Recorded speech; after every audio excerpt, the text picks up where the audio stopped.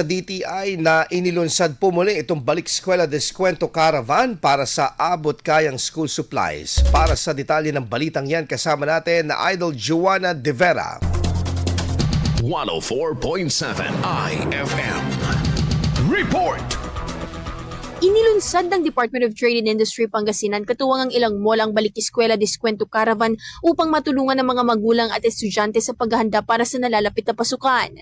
Kasabay ng aktibidad, nagsagawa rin ang Dti Pangasinan ng price at supply monitoring sa iba't ibang school supplies upang matiyak ang patas na presyo at sapat na supply ng mga produkto sa merkado. Batay sa isinagawang monitoring, nananatiling pasok at may ilang produktong mas mababa pa sa itinakdang presyo sa ilalim ng 2026 Dti Price Guide. Pinaalalahanan din ng DTI ang publiko na maging mapanuri at maalam sa pamimili, lalo na ngayong inaasahang tataas ang demand sa mga school items habang papalapit ang pasukan.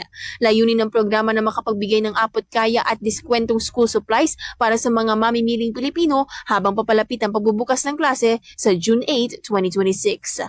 Kasama mula rito sa IFM Dagupan, ito si Idol Joanna De Vera, Tatak IFM. IFM News. IFM News. IFM